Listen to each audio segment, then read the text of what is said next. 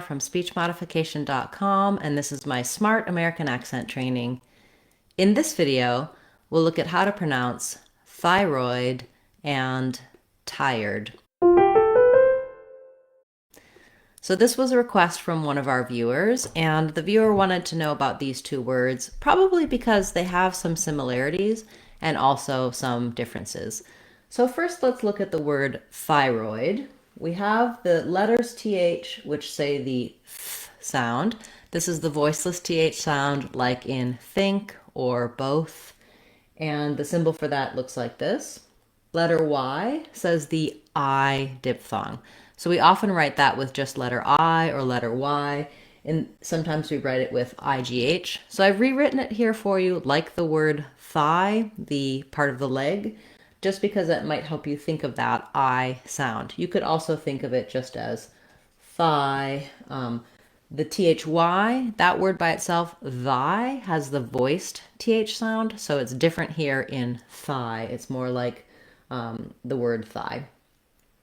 The second syllable, roid, has the oi diphthong. We often spell that with OI or OY, so it's pretty much straightforward the way it's spelled.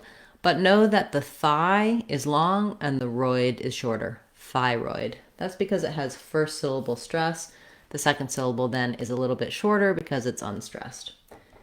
We have the same syllable stress pattern in tired, with the first syllable being stressed, the tie syllable. Again, we have the diphthong I, just like we had in thyroid, but the R is in a different position in tired, and of course we have the T sound rather than the TH sound. So thyroid and tired, different tongue position for TH and T. If you struggle with the difference between TH and T, you can use my videos for TH to help you. You can also find more about all of the sounds of English in our Sounds of English course on speechmodification.com.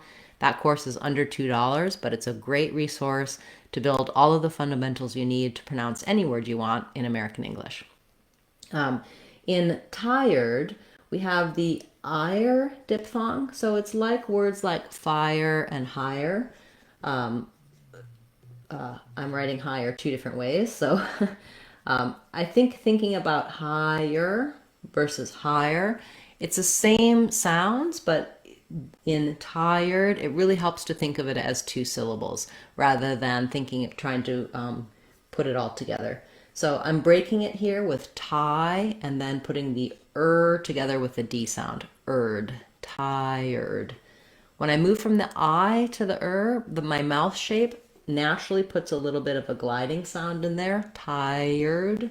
You aren't going to see that in the IPA. You may see an there, a schwa, but knowing that when I move from the I, which is more of a smiling shape sound, tired, as my tongue pulls back into that position for the American R, we do get a natural gliding sound. I don't need to insert it. I don't need to be intentional about putting a y in, but again, knowing that that's there, that you should be hearing that and feeling that, tired, may help you pronounce that word more easily. Once you can say thyroid and tired by themselves, do try practicing them in some short phrases, however you would be using them naturally, just so that new and correct pronunciation comes naturally and fluently to you in your everyday speech. Often we master a word, but then when we go to talk, it doesn't come out that new way.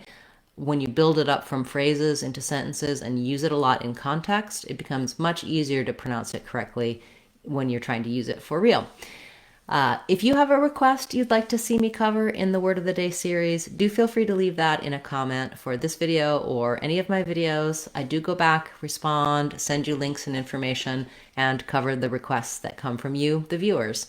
Thanks so much to those of you who have made requests, and thank you for liking, sharing, commenting on the videos. It does really help support me here at speechmodification.com.